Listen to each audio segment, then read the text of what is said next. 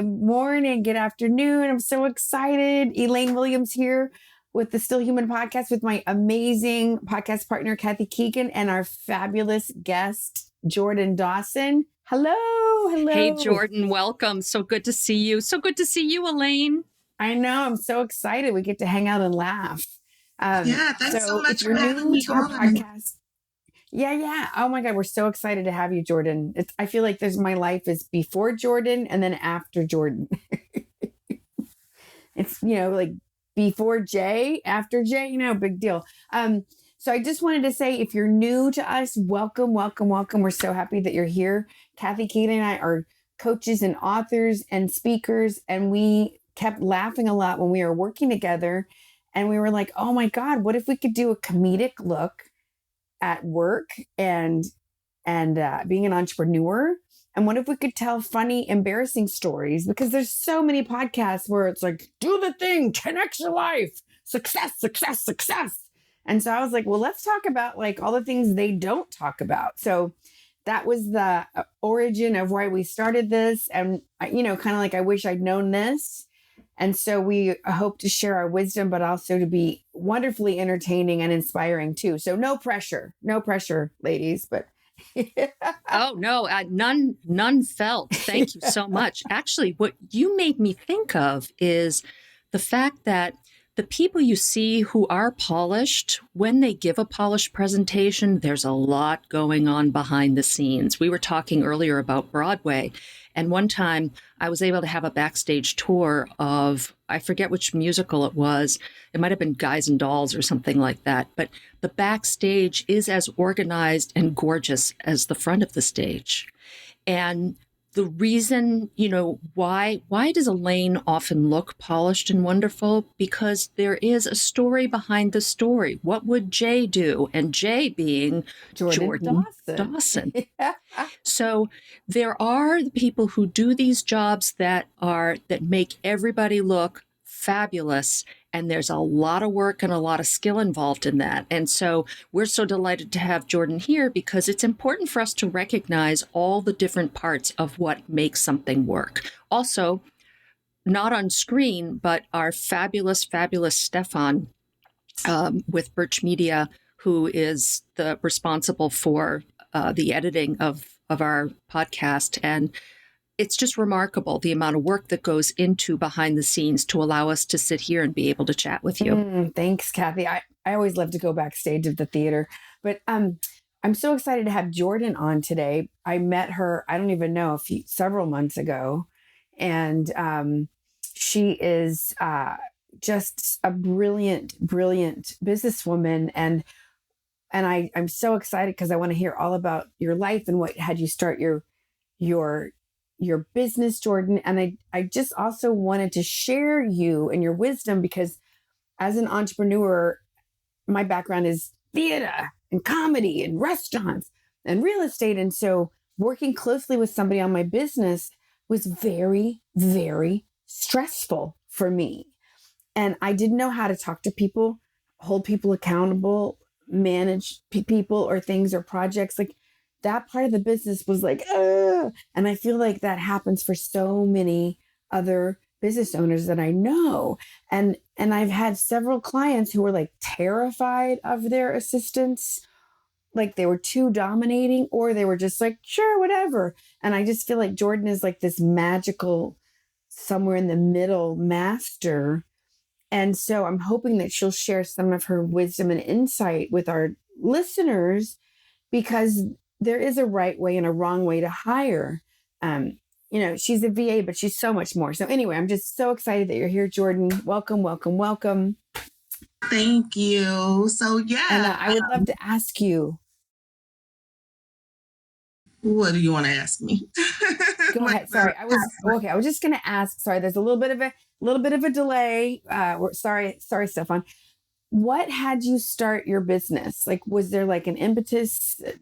Tell us the origins of that, if you will. Okay. So first and foremost, I own Cincy Assist lifestyle management firm.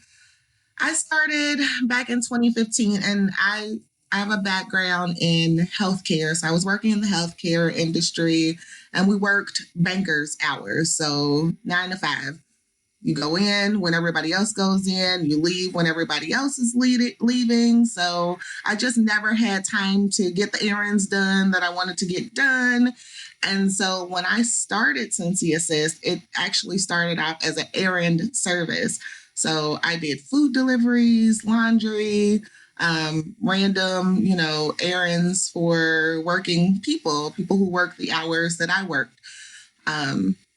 And honestly, being a virtual assistant just kind of fell in my lap because I realized that the busiest people are business owners. 24 hours is literally never enough time in the day when you own your own business. So I was So I was true. approached by a few business owners, and so I used these skills that I learned in school, in college, and then I learned some more administrative skills in the workplace. So I used those, and I actually pivoted my entire business into a virtual assistant firm, and I train VAs to become VAs. I also help train business owners on digital media, digital products, anything that you can do online. I train and consult on. And then I sell time. So, I end up giving business owners back time that they could be doing what they love in their business versus doing the things that they absolutely hate. So some people hate social media. We do social media. Some people have no idea what to do with their websites. We do websites. Some people just have no idea that there are systems and processes out there that'll help you set your business on autopilot.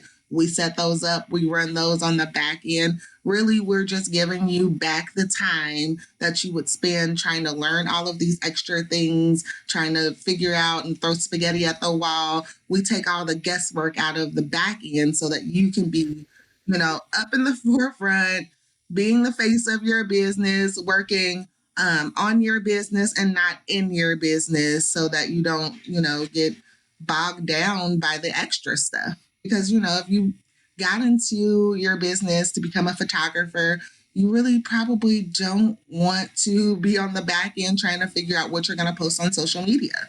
So we end up, scheduling out social media for the next 30 days. We set it, we forget it, and you don't have to do anything else with it. If you want to comment on social media, you're more than welcome, but you don't even have to touch your social media to have a digital footprint when you're working with us.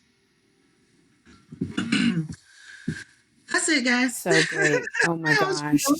And you didn't mention, you said how you help give people back time, but I would also say you help me not pull my hair out, which is not pretty. I'm not pretty as a bald woman. So And you have a lot of hair too. well, it's changing, so well, awesome, Jordan. Well, That's so cool. Go ahead, Kathy. So one of the things about being able to delegate things or help other people is the willingness to let go of things. And so sometimes what happens is people get stuck in this endless loop of myself. I'll do it myself.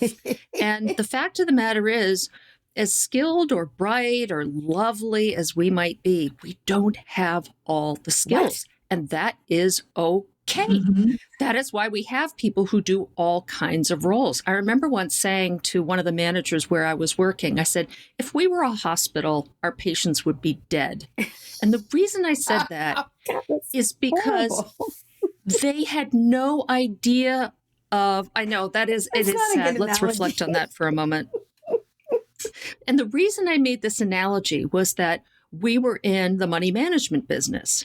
And so a lot of the things, there are very few tangible things that are produced. So you have it's very hard to kind of look at the work that people are doing.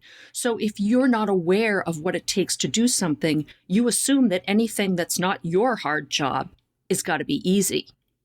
And so you had people saying, well, why don't you just throw this together? Throwing it together is going to take about 2.5 hours because of X, Y, and Z. Now, I didn't want people to know what the sausage factory was. I mean, there's nothing more boring than listing all the things that I'm doing behind the scenes. But it was just important for people to realize we hired that person for a reason, not because they sit there and they've got Microsoft Word and there's a spell check. They're an editor. They're just not, so it's so important to hire well and to hire people who can do the things that you need to do. And also look at Jordan. She's the yes face. She's the person who says, here, let me take this for you. For a manager, for a business owner, what a relief that is. I can't even tell you. And Yeah. another thing is, I'm codependent, and so I'll be like, oh my God, I'm sorry, and she'll be like, you're fine. Like I love how we communicate because, I've got a million things going, and sometimes I feel embarrassed at my lack of organization, which Kathy can relate to. Where's the link? What happened to that? And it's just so great. It's refreshing to work with somebody who is partnering, and I was talking about this in my accountability group this week about there's a difference between collaborating versus managing. And I just love that distinction. And I feel like you do that so well, Jordan. So, okay, I have another question, Jordan. So you have Okay. 2 gorgeous young sons, right? Mhm. I You have do. 2 13 and 10. sons, hmm and they 13 and 10, and they each have their own YouTube channel. And I would just love to know, like, do you talk to them about being entrepreneurs, or how did that come about? So I actually run a summer camp. It's an entrepreneurship camp for kids ages 7 to 14. And they actually come in and they learn business principles. We write out business plans. We have business owners come in from throughout the city, and they come and they speak to them in about their different industries and their entrepreneurial journey. The kids create viable businesses by the end of the summer. And we have a big event at the end of the summer, and usually all the kids make a profit. It really boosts their self-esteem. It lets them know, you don't have to be an adult to be a business owner. You don't have to wait until you grow up to do exactly what you love to do. So I think instilling that in kids when they're young and malleable, it really kind of opens up their imagination, and it really lets them feel confident in the fact that they made something is theirs, they own something. And I'm just in awe at the kids every year. But my sons, they do have their YouTube channels. My oldest son actually is employed by my company because I taught him how to code and make websites and stuff. So he's my little partner. Uh, He's so 13. Oh my yeah, God. yeah. So That's kids, amazing. when kids really enjoy something, it's easy for them to do the work, to make sure that they're putting out quality product, quality service, because they enjoy what they're doing. I don't know. He just really took to it. And like he just builds websites for fun, like for himself too. So he'll just come back and say, "Look at the site that I made. Look at I'm the sorry. business that I have." And so we're always Did you just say websites for fun? yeah, he really does. And so Wow. they look really great. But he just likes to put things together. His wheels are always turning. Um, and then the little one, he's really invested in his YouTube channel. He all of his Christmas stuff last year were things to help his channel. So he got the little camera that goes above our TV. He does like gaming videos. So he got the little camera that connects to the game so that he can explain what he's talking about, and he doesn't have to do like 2 takes on 2 different devices. So he was really intentional about his list this year because he wants to grow his channel. Every time he meets a new person, he's like, "Can you subscribe to my channel?" So he is really invested in that too. So yeah, but the summer I camp is love it. I always a just think breath of fresh that's air. so beautiful. hmm Yeah, And they're are my you little. doing it this summer virtually? Yeah. So we Are you doing shifted it to this summer? virtual. hmm We shifted to virtual last year during the pandemic just because I didn't want the kids to miss out on opportunities. So what I did was I did all of the lessons. I recorded all of the lessons, and I actually had. It was a bigger turnout for speakers because I can get speakers from all over the world if we're doing everything virtually. So I had a lot of people reach out to me to be speakers. So there's a whole speaker library that they can access at their leisure. They can go through the lessons at their leisure. And then everybody at the end ended up with a website where they can be contacted, where they can showcase their products, where they can showcase their services. So we didn't have the big event last year just because of safety concerns. I always want to keep the babies safe.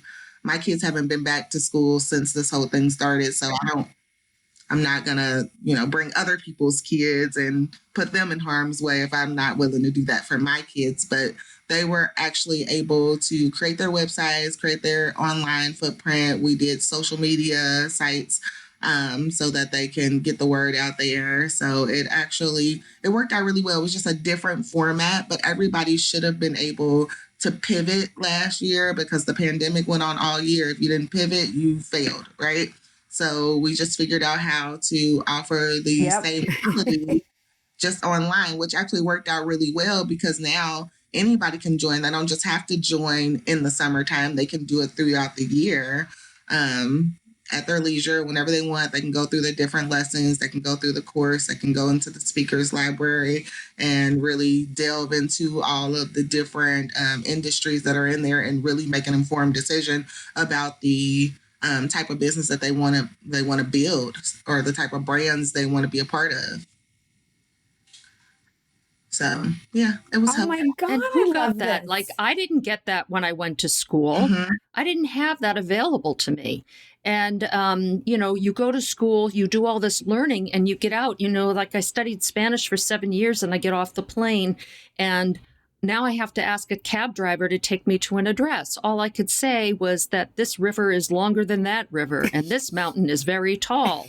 And it's sort of like that's what education can sometimes be, right? Mm-hmm. And what you're saying is kids are curious, they want to learn, so let's plug into that. And then that's intrinsic motivation. Mm-hmm. And so what you've done is you've sparked that, and now those kids are going to be inspired to learn on their own. It's just, I have goosebumps. It is such a brilliant, what do you call the program? Is there a way to let people know about it? So, Yeah, because I think it's just amazing, and it's something that deserves a loudspeaker. sure. So anybody can access the sign up for the camp. It is on my website, CincyAssistLLC.com. And you just go and navigate to the kids virtual camp. That's the only one that's available right now. I've taken down the signups for the in-person camp. So there are a lot of helpful things on my page, actually. So I know we were talking about hiring the right person originally. There's a whole VA checklist on my site that lets you know kind of the things that you need to do to hire the right people and not go through the endless wheel of turnover, having people that don't mesh with you, that don't Oh, give you yes. the qualities that you need in a person that's going to be on your team. Because like Elaine said, I believe in collaboration. I treat every business that I touch like it's my own because I know our businesses are babies, and I know how long it took me to build up my brand and to get where I wanted to get. And, it's hard to hand off the reins sometimes to other people. So by using the checklist, it's literally checking off everything that's important before you bring someone into your world, because I know that can be scary. So anyway, there are a lot of Oh, helpful honey things on the child. Yes. Thank website. you. Yeah, no problem. So And yeah. is it Cincy, Cincy? CINCY. CINCY? And then the word Assist? assist, ASSISTLLC.com. Awesome. I want to help my clients because so many people I think get tripped up with well, how do I delegate and what do I delegate? Or if you've hired the wrong person, then you stop trusting yourself. Or, and that's one reason Kathy and I wanted to start this podcast of like, I remember I was in this $1 million mastermind and I was so excited because I was going to do a webinar and all these people were going to come. And it was, and then I did it and nobody came. And I like sobbed on my bed for 2 days. And then somebody else said, oh yeah, when you're just starting out, most people don't make it. And I was like, why didn't somebody tell me this? Like, there were just some things that were omitted that, I wish I had known. So I just love it. Yeah, it's like, how do you get to Carnegie Hall? Repetition, repetition, repetition. Oh, wait a minute. No, we know what the word is. Practice, practice, practice. But it's the same thing. And, I wanted to ask, on that, in that realm of being able to hand things off, were there moments when you were developing your business where you were just like, oh, I'm at a crunch time? And did you ever have a moment where you realized, oh, I need to staff up and this is how I need to do it? Were there ever any kind of challenge points in building your business? So yeah, there were a lot of challenges with running a business, but I think that's with anything. When you start any sort of business or brand, there are always growing pains. There's always things that come up. And for me, I'm an organized person when it comes to my business. And when things started to pile on, I'm like, I cannot tell other people that they need to outsource their stress and then we'll do the rest if I literally am stressing myself out. So for me, figuring out the right people to add to my team and creating the right trainings and SOPs, like systems and processes or whatever, it's really helpful to do all of that stuff on the back end before you bring somebody onto your team. So I created training videos for all of the systems that I use. I created an SOP manual so that any of the services that I offer, there's a step-by-step guide on how to get it done the way that I would do it. And then, I just made sure that everybody was trained well before I handed off any of my accounts to them.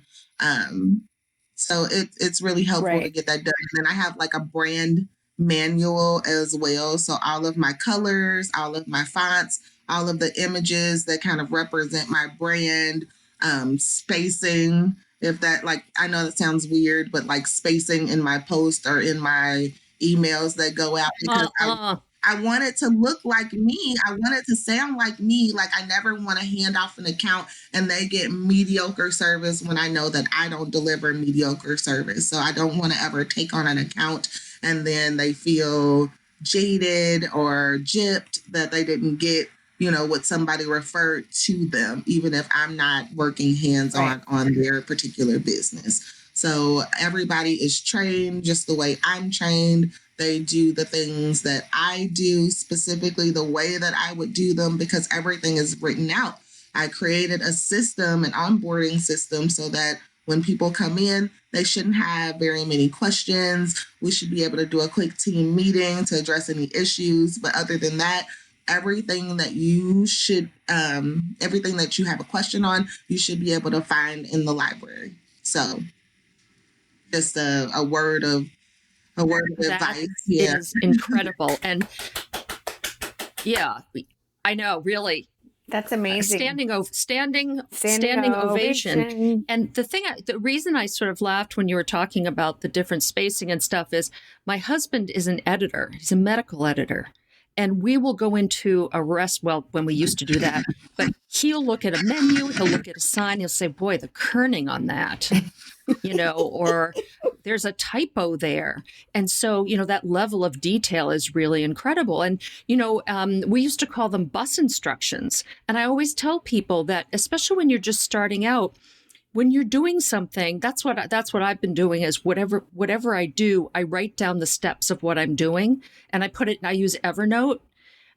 so that I can keep track of what I do and how I did it. So I just, as I'm doing it, I put it in Evernote, and then it's there. So if I ever need to explain to anybody else, here's how I do it, then they can try it that way. And chances are they might find a better way, but at least they know how I thought I should do it. And then, and then that's the thing too. You have to have humility. You have to be willing to let the experts improve upon the thing that you just think is so cool, right? I mean, that's another part of, when you're running a business, there's a part of handing off. It's like, but I liked my way, but sometimes it's not the most efficient way. And so what you really are able to do, Jordan, is communicate so clearly, be so organized that it really is. My stress level has plummeted during our conversation today, and that's a compliment. Oh, thank you. Thank you. My God. No, it's so true. And I think, the way I was conditioned was to be nice and polite and not direct growing up in the South. And so, Jordan will be like, do you want me to do this? And I'm like, oh yeah, good. Thanks. Like sometimes like communication 101. That's definitely true. You'll be like, are we just having a conversation? Or I need this to happen. I don't know if you have time. I'm like, Elaine, do you need me to do this? I can get it done. Just give it. Tell me. Just give it. Just calm down. Well, and I also want to be respectful because I know, you have many clients and, my goal is to scale so that I can, be your only client. But, I just always want to be respectful because, that's how I want to be treated. Right. It's just, it's nice to be kind and respectful. And that brings me to another question. If, we're two obviously white women and, you're not, you're African American, or I'm not sure whatever the latest term is. And, I would love to know your, is it hard to work with white people? Like the more woke I've been this past year and seeing the systematic racism that I sort of knew was there, but I feel like I've gotten it on a whole nother level. And I'm working to educate myself, and I'm donating and signing petitions, and I haven't marched yet, but I would love to know your take because you grew up in the South too. Midwest. It's still just as Midwest. Okay. Yeah. I mean, there are still those types of people, out in the cornfields, right? But yeah, no, I don't find it difficult to work with anyone, to be honest. But that's because I pick and choose my clients. Like I don't take on all clients. So if we don't mesh, and if I don't feel like, it'll be a healthy working relationship, then I don't take you on as a client. I have people that I can refer to you, but I don't take on everybody because I like to keep my peace. I like to keep my stress level down. It's already hard enough raising two little people, right? So I don't take on, I don't take on people that I feel like it's going to be a problem, right? But then also, okay, cool. I grew up, I went to an art school, and literally my school was like a melting pot of people, right? All different types of people, shapes, sizes, races, sexual orientations, whatever, what have you. Like, so I make friends with anybody, so I don't find it difficult to work with different races or different, creeds or whatever.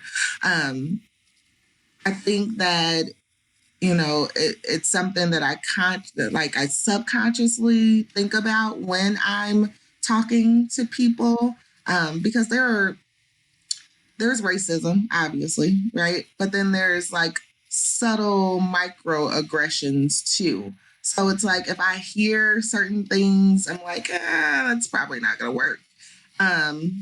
But yeah, no, I don't. And in this climate, you have to, you have to be careful with who you align yourself with.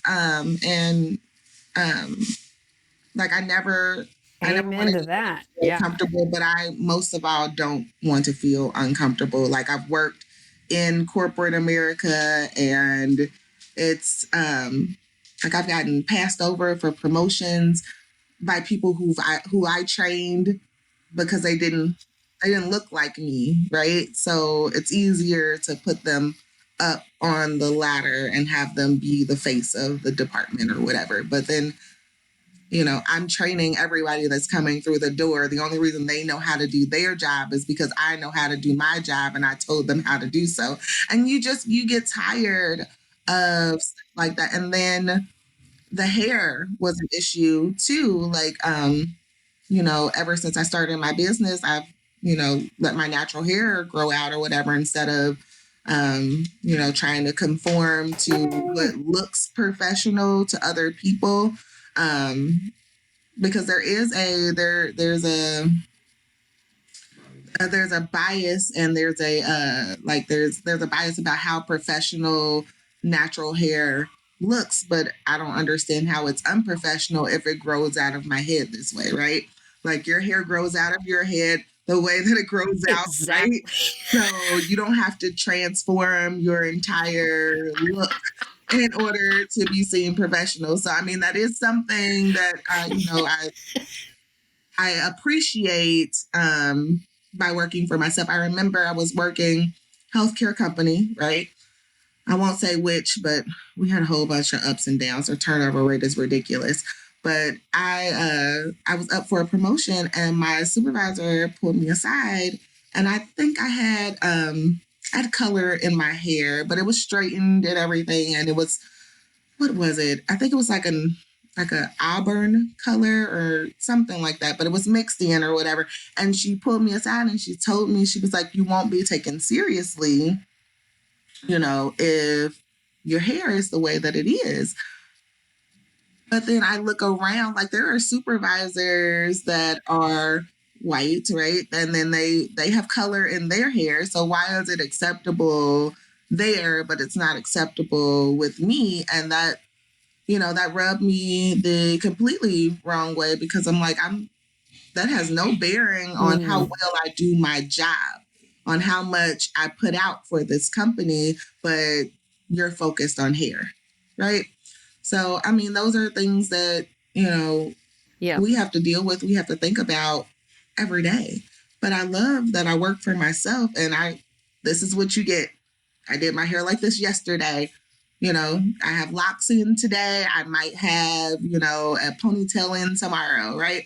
But I have the ability to do things the way that I want to do them. And I really appreciate having that flexibility and having that freedom in owning my own business, because I'm my boss. What am I going to do? You need to change your hair. And I just did it. I don't have to do that. I don't have to do that. Yeah, I And you heard your have bosses. the I heard your ability boss to, is really determine mean. if you want to work with me or not. Hair like this or not. You know what I mean? Right. So whatever. But I don't It know. is I so think about crazy. stuff. I know it's. I have my spin teacher has naturally curly hair, and she was in the liquor business, and she would go get it permanently straightened every 6 months because she said that it helped her in her career. And I just was like, oh my God, so crazy. So crazy. Well, and I think, we're starting to look at those kinds of things like the so-called executive presence. Well, what does that mean? It looks very white male, about 6'2", kind of graying hair, right? And so we have these stereotypes in our minds. And what can happen is, part of the reason for the ongoing conversation, these are conversations that need to continue and be had, is because there's stuff that got wired into our brains that needs to be surfaced, looked at, and rejected, right? And to understand, that when you look at somebody, you have no idea what you are seeing. You have no idea, yeah. Until you are in conversation with the person, right? And so much about what we do is it's sort of like you see what you look for. I could give you all kinds of little expressions, but it's really important work, because there are so many gifts in huge measure. and we're not tapping into them. Why would we not want to tap into the gifts that people I have know. to give? And why would we overlook that? And why would we all want to be the same? Like, to me, diversity is so fun. It's so cool. And to learn about other people's cultures and rituals and language and food. And, I'm like, oh my God, I just can't imagine.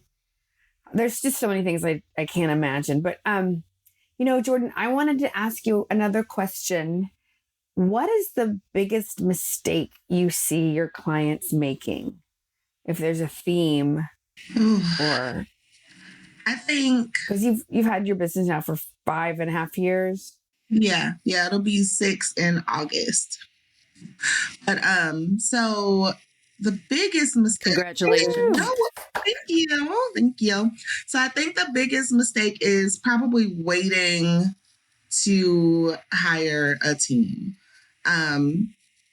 Because by the time people reach me, they're literally frazzled. They've spent so much money trying to make things work when, I could literally have done this in an hour, right? So they make the mistake of thinking that not considering the ROI, the return on investment, when hiring an assistant or hiring other people to your team, because the 3 hours that you just spent trying to figure out how to schedule out this post, I could have done this in 2 minutes. 2 minutes. And it's well worth, the salary, the package price, whatever would have you, to have that peace of mind to know that you're not going to be wasting time on things that you don't know how to do, and to know that it's going to be done well, and to know that, you can actually trust someone with this section of your company and not have to worry. You can breathe again. I have a client and she's like, you have no idea. Like, I had a virtual assistant before you.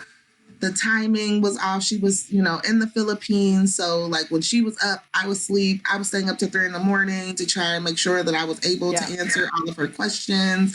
I paid her this money to do this, but she really didn't have the capabilities to speak in my voice the way that I would normally do. And she was like, literally, I've hired you. This is the first month. And she's like, I want to up my package because there's other stuff that I want to give you, because I literally have time to brainstorm, to think how to grow and scale my business. And I want to do more. So I'm going to give you more so that I can do more and I can be the face of my company. I can really figure out how to take my company to the next level, because I'm not spending time doing nonsense that I could pay you or somebody else to do. And I thought that was really refreshing. And then she also told me, that she had been telling people this. And then they're like, well, who's your virtual assistant? She's like, I don't want to even give your name out because I don't want to lose you. So because you're going to work on other projects. Like, literally, it's totally fine. You can give me referrals. I told you I have like people behind me. So it's totally fine. You don't have to keep me your best kept secret, right? You can literally give me referrals and still keep the quality of service that you're used to. So, I mean, it's really funny to kind of see, where people are before they bring me on or bring my company on, versus where they are a month into it, 3 months into it, 6 months into it, because it is literally a shift. It's a shift every time. And I see that, their minds are running away with them with possibilities because they are not bogged down with responsibility that they can just give me. Like, right. You have room to think versus Elaine. Hey, Elaine. Yes. Did you identify with anything that Jordan was talking about? I'm super organized, and I'm really methodical, and I'm so good with detail. No, yes, that was so great. That was so great. Yeah, and I just, and I think, I've had a team, and then I pivot. It's a whole evolution. But I hear people say, I can't afford a VA, and I'm like, with the right one, you can't afford not to have one, but it's the challenge of finding the right one. So, at the end, I'm going to ask you to tell us your your website again, but I want to ask one more question, if I may. I prepared today. Look at you. You got your little Jordan, Oh my notebook. God. For people listening, that is one I huge know. list of Woo, questions. everything. Because, we want this podcast to be informing and educational, but also entertaining. And I know that everybody has at least one crazy story of like embarrassment, or that you were just like, oh my God, I cannot believe this happened. Do you have a story? And you can change the names, of course, but is there any crazy mishap or anything crazy, that's happened in your since you started your business? I mean, I think that crazy things happen all the time. Like I might have a few crazy things that have happened. So like,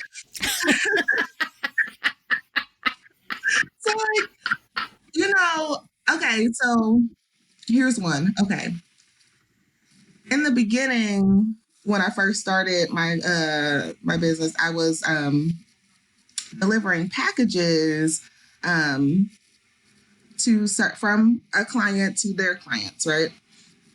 And I was looking at my phone, like I dropped everything off, and I try to, Elaine, I try and be so professional. I try to walk the walk, talk the talk, right? Yep. And then so when I'm out and about, I'm the same. So I was just so professional at the desk with the receptionist and everything. And it's this big, huge building downtown that I was delivering to, and I went and I wasn't paying attention. And like, like in like cartoons or like sitcoms, there's like a glass door or window or something. You see someone walk into it like super hard. That was me. Like I wasn't paying attention. Like I was walking at full speed, and I ran into like this glass window door situation that they had.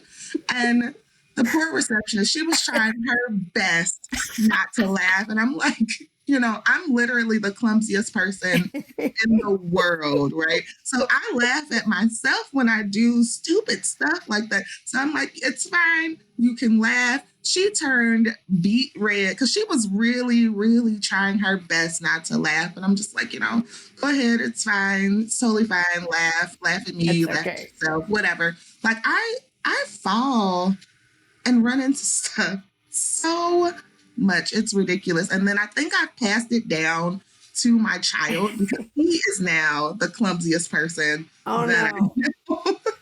Like we have at my school, like when I was in high school, I went to the performing arts high school here. And if anybody listening has ever been in that building, the old building, they know that they have these huge marble staircases, right? And they're amazing, beautiful, and just, very wonderful, right? But not wonderful when you're not paying attention. So like in high school, I still dressed like a business professional. I don't know.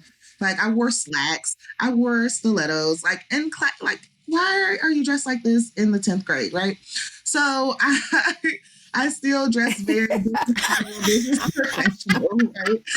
And so back in the day, the slacks had the cuffs, like the huge cuffs or whatever, super stylish, super chic, right? I looked really cute, right? I love looking cute, but then also, again, the clumsiness. So my stiletto got stuck in the pants, and I literally tumbled down an entire flight of stairs. And like it was like I tell you, my life is like a cartoon, a sitcom, whatever. Like one of my shoes was still at the top of the staircase. Like I am just disheveled. Like I'm always, oh my God, it's ridiculous. But then, were you okay? Did you break anything? No, I didn't break anything. It's just stupid. Did you break anything? Were you okay? Okay.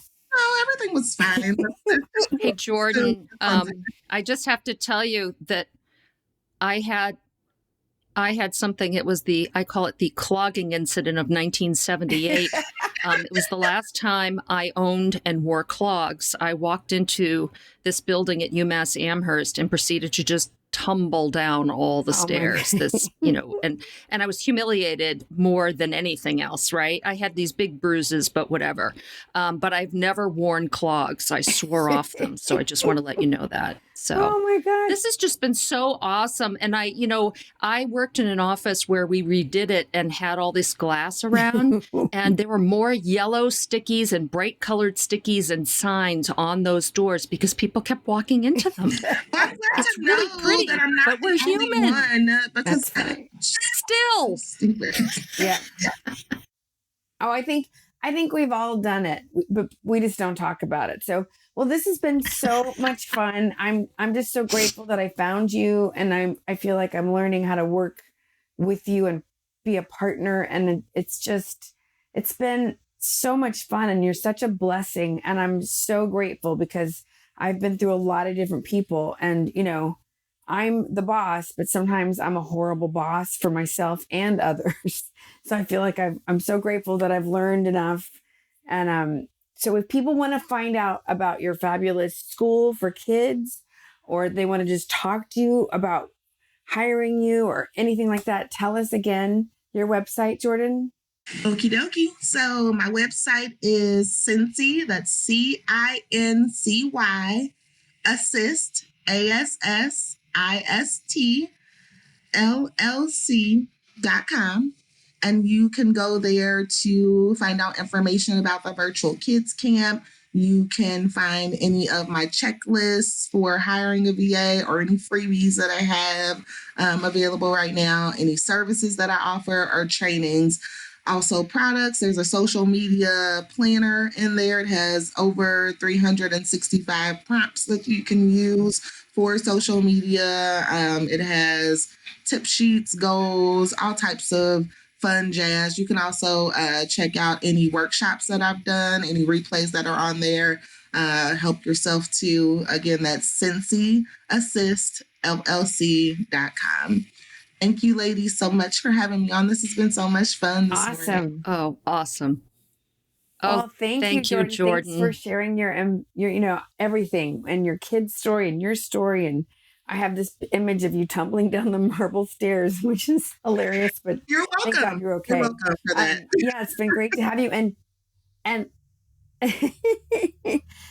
and Kathy, who is this amazing coach and speaker, and her mission is to end needless workplace suffering. And that used to mean, in the buildings, and now it also means like working from home if your boss is an asshole, or as I like to say, well, yeah, because sometimes the boss is my own brain, right? So you're not far off. Right. Yeah, I would, it's sort of work that works wherever you are, right? And I'm at that's how you would say it if you're from Boston, KathyKeegan.com. And how do we get in touch with you, Elaine? Well, thanks for asking. So I do these really cool master classes once a month on the third Wednesday at 4 p.m. Eastern about how to rock your videos. And Jordan and I are going to do a very cool challenge at the beginning of April. And you can always come find me at Elaine at captivatethecrowd.com. I love helping people get over their fear of the camera and tell their stories and have fun doing it. So thank you so much, ladies. This was so much fun. Have an awesome rest of your day. And we're signing off. Bye. Yes, bye. Bye.